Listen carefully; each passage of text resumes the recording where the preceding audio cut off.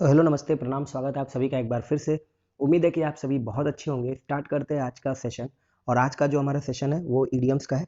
2500 plus जो idioms की ये जो सीरीज है उसका ये आज 5वां क्लास है और इससे पहले 4 क्लास हो चुकी है। प्लेलिस्ट भी बना दी गई है तो आप वहाँ से जाके भी क्लास देख सकते हो। जो लोग भी एमबी बुक के सारे ईडियम्स कवर करना चाहते हैं, देखो एमबी बुक के सारे ईडियम्स कवर करने से क्या होगा, आपके सारे प्रीवियस ईयर के ईडियम्स एक साथ कवर हो जाएंगे। फिर इसके बाद एसपी बख्शी, फिर प्रिंस टू पैरामाउंट, जो भी बुक्स हैं, जो भी अच्छी बुक्स हैं मार्केट में, हम उनके सभी ईडियम्स एक एक करके कवर कर ले जाएंगे। और मैं ये सब कुछ इस चैनल पे कराऊंगा अगर आप थोड़ा सा अपना प्यार और सपोर्ट बनाए रखो तो। ठीक है, थोड़ा सा प्यार और सपोर्ट इन द सेंस कि भाई साहब वीडियो को शेयर कर दिया करो। मैं इतनी बार कहता हूँ कि सिर्फ और सिर्फ दोस्त वीडियो को शेयर कर दिया करो और कुछ नहीं है। ठीक है, चलो अगर आपको पीडीएफ चाहिए तो यहाँ पे आ सकते हो टेलीग्राम पे English@Dean Sir, यहाँ पे आपको पीडीएफ मिल जाएगी। आ जाओ स्टार्ट करें भाई। चलो देखो, पहला हमारे पास average itself out. Average out अपने आप में एक फ्रेजल वर्ब है, बट ये ईडीएम वाली सीरीज में दे रखा है क्योंकि कई बार ये ईडीएम्स के फॉर्म में पूछा हुआ है। एवरेज आउट का मतलब होता है संतुलन बना देना, है ना, किसी चीज को संतुलित कर देना, तो एवरेज आउट कर देना। थोड़ा तुम पे करो, थोड़ा मैं पे कर दूंगा, क्या कर देगा ये, एवरेज आउट कर देगा। तो समझ में आया, एवरेज इट सेल्फ आउट का मतलब होता है संतुलन बना देना। ऑ इंस्पायरिंग, देखो ऑ का मतलब ही होता है वो भय जो किसी के रिस्पेक्ट की वजह से आता है। ऑ इंस्पायरिंग, इतना इंप्रेसिव, इतना शानदार। जैसे मान लो आप मुंबई गए और इतनी बड़ी बिल्डिंग देखी कि आप उसे देखकर एक अजीब सा रिस्पेक्ट भय की वजह से, that is called awe inspiring. Actually में ये जो ऑ इंस्पायरिंग है ना वो एडजेक्टिव है। विराट कोहली की बैटिंग देखकर बड़े बड़े बॉलरों के अंदर जो डर होता है ना, वो डर रिस्पेक्ट की वजह से होता है, and that is called awe inspiring. ठीक है, आगे देखो, axe to grind, an axe to grind, have an axe to grind. Have an axe to grind का मतलब क्या हो गया, मतलब अपने स्वार्थ के लिए काम करना, अपने स्वार्थ के लिए काम करना। ठीक है ना, have an axe to grind, अपने स्वार्थ के लिए काम करना। आगे देखो, a chip on your shoulder, जब भी कोई इस तरह की बात होगी जो आपको परेशान करती है या फिर आपके साथ सही नहीं हुआ, इस तरह की बात अगर आपके साथ पड़ी हुई है, चिपकी हुई है, तो that is called a chip on your shoulder. A chip on your shoulder का मतलब होता है कोई ऐसी पुरानी बात जिस समय आपको लगा हो कि आपके साथ सही व्यवहार नहीं किया गया हो और उस बात के बारे में बात करना, इस वजह से आप नाराज हो जाते हो, that is called a chip on your shoulder. To be very sensitive, है ना, बहुत ज्यादा सेंसिटिव होना अपनी पास्ट की बात को लेकर, क्योंकि उस समय आपके साथ बुरा बर्ता हुआ था इसलिए नाराज हो जाना। अगला हमारे पास अ डैमसल इन डिस्ट्रेस। देखो ये जो डैमसल है इसका मतलब होता है यंग लेडी, तो अ डैमसल इन डिस्ट्रेस मतलब वो यंग लेडी क्या है, परेशान है, इसका मतलब उसे हेल्प की जरूरत है। तो अ डैमसल इन डिस्ट्रेस एक महिला जिसको मदद की जरूरत है, तो that is called a damsel in distress. A drop in the bucket, bucket मतलब बाल्टी और ड्रॉप का मतलब बूंद, तो मतलब इतना कम कि उसको महत्व नहीं दिया जा सकता, बहुत ही महत्वहीन। अ ड्रॉप इन द बकेट, बहुत ही कम अमाउंट, जितना चाहिए था उससे बहुत ही ज्यादा कम, that is called a drop in the bucket. कई बार आता है a drop in the ocean. ऊंट के मुंह में जीरा, जो आप सुनते हो ना, ऊंट के मुंह में जीरा, दैट इज कॉल्ड अ निगनॉग। वैसे तो निगनॉग आप ब्लैक पर्सन के लिए यूज करते हो, है ना, बहुत ही ऑफेंसिव वर्ड है, यूज नहीं करना चाहिए। तो अनिग्नॉग, बाकी अनिग्नॉग का एक मतलब होता है फूल, एकदम ही मूर्ख। ठीक है, आपने एक इडियम पढ़ा था as daft as a brush, comment box में इसका मतलब लिखकर बताओ। एक्सेप्ट द गॉन्टलेट, देखो जो ये गॉन्टलेट होता है एक प्रकार का ग्लव होता है ना, मेटल का ग्लव होता है। और जब सोल्जर, जो सैनिक योद्धा लड़ते थे तो वो ये ग्लव पहनते थे। अब मान लो दो सैनिक लड़ने जा रहे हैं, एक ने गॉन्टलेट फेंक दिया, तो उसने थ्रो किया, सामने वाले को बोला कि अगर तुम्हें चुनौती स्वीकार है तो ये गॉन्टलेट उठाओ और आओ मुझसे लड़ो। उसने एक्सेप्ट किया, तो उसने क्या किया, चुनौती स्वीकार किया। तो एक्सेप्ट द गॉन्टलेट, है ना, चुनौती स्वीकार करना। थ्रो डाउन द गॉन्टलेट, चुनौती देना। ठीक है ना, give the challenge, accept the challenge. एडम्स एल, थोड़ा सा आर्केइक है कह लो, ह्यूमरस वे में यूज किया जाता है पानी के लिए, है ना। आप बोलो I need a glass of water, तो वहां पे आप एडम्स एल भी बोल सकते हो। एडम्स एल का मतलब होता है वाटर, यानी कि पानी। अगला है अगेंस्ट द क्लॉक, मतलब क्लॉक के खिलाफ जा रहे हो, मतलब एक एक टाइम दिया गया आपको, उस टाइम के पहले आपको कोई काम खत्म करना है, that is called you are going against the clock. अगर आपको 12 बजे के पहले ये सेशन खत्म करना है, अगर आपको आज इस सेशन को पूरा खत्म करना है, तो you are going against the clock. All bark, केवल बड़ी बड़ी बातें, बार्क मतलब भौंकना। नो बाइट, ये जो डॉग है ना केवल भौंकता है, काटता नहीं है, समझ गए, कोई एक्शन नहीं है, केवल बड़ी बड़ी बातें हैं। There is, this is called all bark and no bite. अगला है all in the same boat. Covid 19 वाली जो सिचुएशन है, पूरे वर्ल्ड में लगभग जितने देश हैं सभी क्या है, एक ही डिफिकल्ट सिचुएशन में है, they are in the same difficult situation, it means they are in the same boat, they are all in the same boat, all in the same boat का मतलब एक ही स्थिति में होना। An arm and a leg, ये वाली jeans न लेना, this will cost you an arm and a leg, मतलब बहुत ही महंगा, वेरी एक्सपेंसिव, समझ में आया, something will cost you an arm and a leg, it means it will be very expensive, बहुत ही ज्यादा महंगा होना, an arm and a leg. An iron will, देखो ये विल का मतलब ही होता है ना, एक तो ये मॉडल की तरह यूज किया है, दूसरा विल का मतलब होता है इच्छा शक्ति, तो स्ट्रॉन्ग विल, आयरन विल, मजबूत इच्छा शक्ति, that is called iron will. ठीक है, कमेंट बॉक्स में विल ओ द विस्प का मतलब बताओ, will o' the wisp, comment box में विल ओ द विस्प का मतलब बताओ। अगला है at variance with, at variance with का मतलब, देखो वेरिएंस का मतलब होता है, जैसे मान लो मैं बोला वेरिएंस इन टेम्परेचर, तो टेम्परेचर में जो चेंज है, डिफरेंस है, मतलब वो बदलाव है, that is called variance. At variance with somebody, इसका मतलब आप उसके साथ एग्री नहीं कर रहे हो, that is called eight variance with, disagree करना।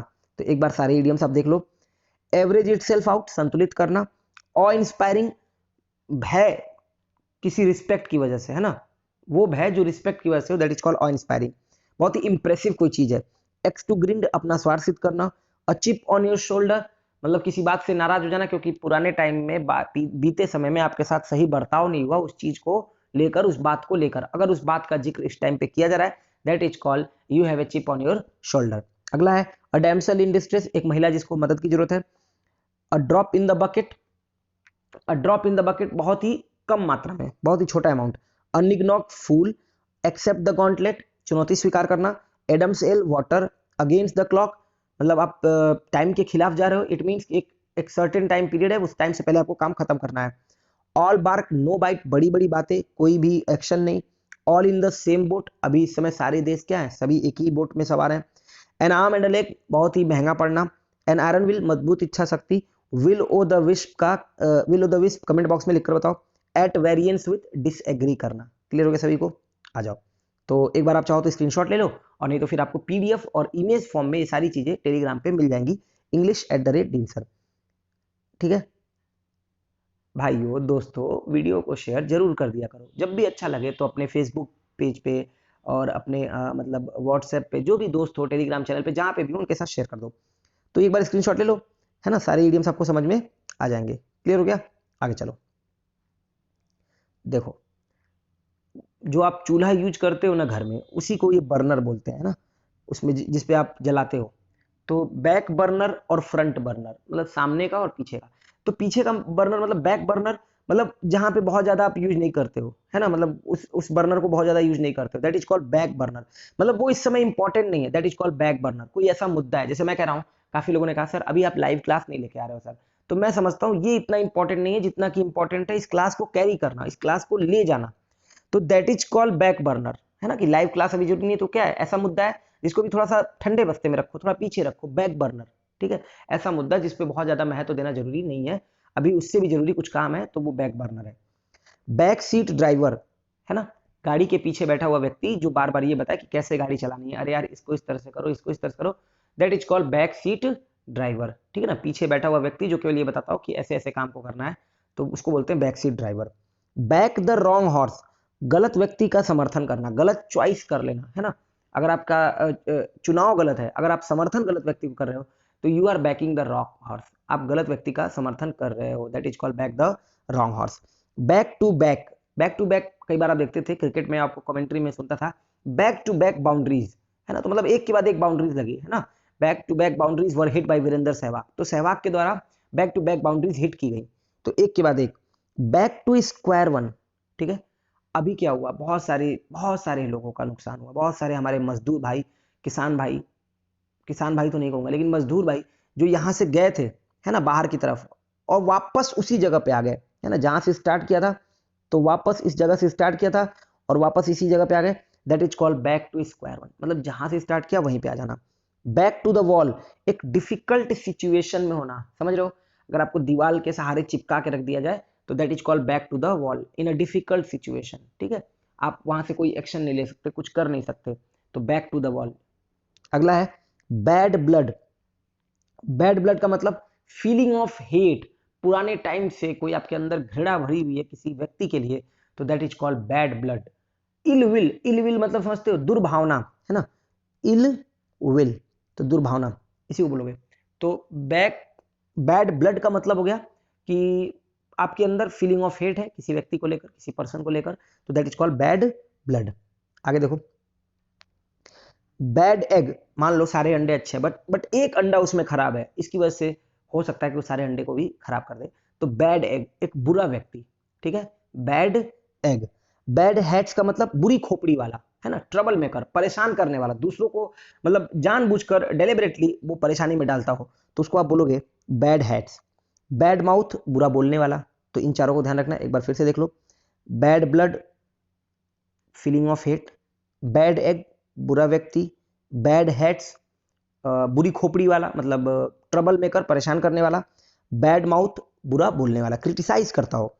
बेकर्स डजन, बेकर्स डजन का मतलब होता है अ सेट ऑफ 13, मतलब 13, आप 13 को क्या बोलते हो, 13 को ही बोल सकते हो बेकर्स डजन।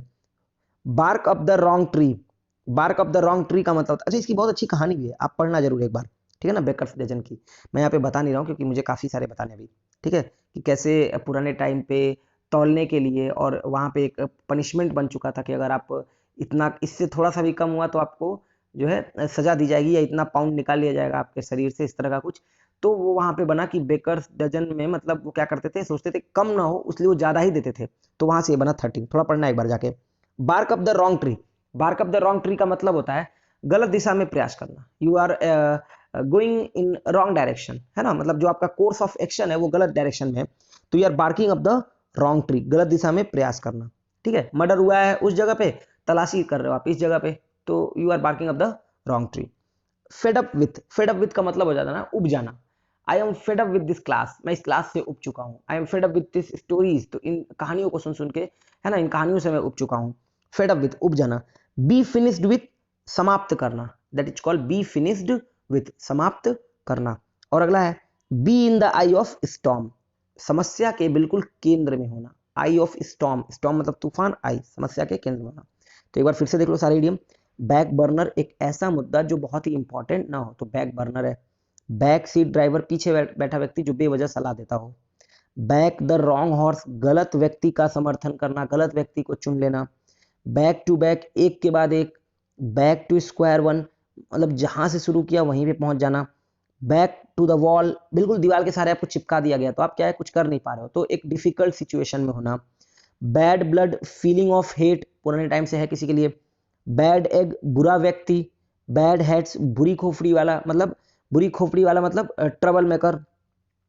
बैड माउथ, बुरा बोलना, क्रिटिसाइज करना। Baker's dozen 13, bark up the wrong tree, मतलब गलत दिशा में आप जाकर भोंक रहे हो, है ना, इस तरह से bark up the wrong tree, तो गलत दिशा में प्रयास करना। बी फेड अप विथ, उब जाना। बी फिनिश्ड विथ, समाप्त करना। और be in the I of storm, समस्या के केंद्र में होना। अगर आपको ये वीडियो अच्छा लग रहा हो तो दोस्तों वीडियो को शेयर जरूर कर दो एक बार अपने दोस्तों के साथ। और अगर आप इन वीडियोस को देख रहे हो तो यकीन करो कि आपके 3000 4000 इडियम्स मैं आपको कवर करा दूंगा, और ये पूरे यूट्यूब पे कहीं नहीं ऐसा हुआ होगा, शायद मुझे नहीं लगता कि किसी ने यूट्यूब पे इतना कराया होगा जितना मैं कराने वाला हूँ। चलो तो देखते जाओ ये सारी चीजें, ठीक है, स्क्रीनशॉट ले लेना आप। चलो आ जाओ, अगला देखो। उम्मीद है कि आपको ज्यादा नहीं लग रहा होगा, इस वीडियो को 2 बार देख लेना, ठीक है। चलो, बी मूव्ड टू टीयर्स, रो पड़ना, बिल्कुल रो पड़ना किसी वजह से, मान लो मैंने आपको अपनी दुख भरी कहानी सुना दी कि यार बड़ा बुरा हुआ मेरे साथ, है ना, तो जैसे ही सब लोग ने कहानी सुनी, every one was moved to tears, मतलब सब लोग रो पड़े, है ना, सभी लोग रो पड़े, तो उस कहानी की वजह से, तो किसी को रुला देना या रो पड़ना, that is called every, be moved to tears. Be taken aback, एकदम से आश्चर्यचकित होना, बहुत ही कॉमन फ्रेज है ये, B taken aback, I was taken aback, है ना, ठाकुर क्या नाम था उनका, है ना, भानु प्रताप, ठीक है, तो Bhanu Pratap was taken aback by the decision of his सन, जब उनके जो बेटे होते हैं वो एक सूर्यवंशम में ठाकुर भानु प्रताप या जो भी होते हैं, मुझे नाम नहीं ध्यान आ रहा है ना, तो वो जब शादी करके उनके बेटे चले आते हैं तो वहां पे वो टेकन अबैक हो जाते हैं कि मतलब तुमने ऐसी जरूरत कैसे कर ली जब मैंने मना किया था कि तुम्हें शादी नहीं करनी है, तो ही वॉज टेकन अबैक, तो पूरी तरह से surprised. Not bat an eyelid, और अपने बच्चे की जब भी सफलता होती है आगे चल के कुछ टाइम तक, तो वो कोई प्रतिक्रिया नहीं देते हैं, he did not bat an eyelid, did not bat an eyelid, specially negative में यूज किया जाता है, कोई रिस्पॉन्स न देना, कोई प्रतिक्रिया न देना, कोई सरप्राइज मतलब न होना, बिल्कुल दिखाना नहीं कि मैं थोड़ा भी इस चीज से अचंभित हूं या मैं कोई रिस्पॉन्स देना चाह रहा हूं। नॉट बैट एन आईलिड, कोई प्रतिक्रिया न देना। लेकिन ध्यान रहे, बियर इन माइंड, अगर आप मेहनत करते हो तो उसका परिणाम मिलेगा ही मिलेगा, आज नहीं तो कल वो आपके पास आएगा ही आएगा। तो इस बात को अपने दिमाग में रखना, दिमाग में रखना मतलब बियर इन माइंड। उसके पास जा रहे हो ना तो बियर इन माइंड, जो कुछ भी बोले सब कुछ सच मत मान लेना। Always take something with a pinch of salt, है ना। कमेंट बॉक्स में इस इडियम का मतलब लिख के बताओ, take something with a pinch of salt. Bear in mind का मतलब होता है ध्यान में रखना, इस चीज को ध्यान में रखना, क्योंकि ये बहुत ही इंपॉर्टेंट है। बियर फ्रूट, सफल होना, ठीक है ना। बियर फ्रूट मतलब बियर, आपको ध्यान होगा कल हमने क्लास लिया था जो एरर वाला, उसमें हमने बियर वर्ड को समझा था थोड़ा सा, है ना, कि बियर के बहुत सारे मतलब होते हैं। बियर का मतलब सफल होना, बियर का मतलब कैरी करना, ठीक है ना, दिखना, ठीक है। और बियर मतलब नाउन सेंस में भालू भी होता है। तो इन सब सेंस में बियर इन माइंड मतलब कैरी करना, तो अपने दिमाग में रखना। बियर फ्रूट फ्रेज है सफल होना, प्रोड्यूस करना, बियर का मतलब प्रोड्यूस करना, तो बियर फ्रूट प्रोड्यूस करना, इसी वजह से सफल होना, ठीक है। बियर द ब्रंट, अब बियर का मतलब यहाँ पे सहना, तो बियर द ब्रंट का मतलब हो गया भुगतना। जो सबसे मेन निगेटिव परिणाम होते हैं ना, जो मेन निगेटिव कॉन्सिक्वेंसेज होते हैं किसी अनप्लीजेंट एक्शन के, उनको झेलना, that is called bear the Brunt. और बियर द पाम का मतलब सफल होना, विजयी होना, पॉपुलर होना, ठीक है, बियर द पाम, ठीक है। बीट अ रिट्रीट, किसी जगह से एकदम से वापस हो लेना। जैसे मान लो ऋतिक रोशन है, कंगना रनौत को देखकर वो उस पार्टी से तुरंत वहां से हट लेते हैं, क्योंकि वो उनका सामना नहीं करना चाहते हैं। तो बीट अ हेस्टी रिट्रीट, कई बार हेस्टी भी लगा के आ जाता है, बीट अ हेस्टी रिट्रीट। एक बार फिर से देख लो, मूव्ड टू टीयर, मेरी कहानी सुनकर सब लोग रो पड़े, every one was moved to tears. Be taken aback, एकदम से आश्चर्यचकित होना, ठीक है। तो Bhanu Pratap was totally taken aback by the decision of his son. Not bat an eyelid, कोई प्रतिक्रिया न देना, और अपने बच्चे की सफलता पर he did not bat an eyelid, उन्होंने कोई प्रतिक्रिया नहीं दी। But remember, bear in mind, remember मतलब ध्यान रखना, तो बियर इन माइंड, एकदम ध्यान रखना इस बात को कि सफलता आज नहीं तो कल जो है वो परचम लहराएगी, है ना, उसे लोग मानेंगे। बियर फ्रूट, सफल होना, क्योंकि बियर के कई मतलब होते हैं, बियर का मतलब प्रोड्यूस करना, तो बियर फ्रूट सफल होना। बियर द ब्रंट, बियर का मतलब सहना, तो बियर द ब्रंट परिणाम भुगतना। Bear the palm, to be successful, है ना, to be famous, that is called bear the palm. Beat a retreat, किसी जगह से निकल लेना, है ना, खास तौर पे ताकि आप उस अनप्लीजेंट चीज का सामना ना करो। अभी मान लो जैसे मैंने बोल दिया कि सलमान खान जब भी पार्टी में कटरीना को देखते हैं तो वो वहां से निकल लेते हैं, क्योंकि वो कटरीना का सामना नहीं करना चाहते। इस तरह का कुछ भी आप बोल सकते हो, है ना। तो बीट अ रिट्रीट।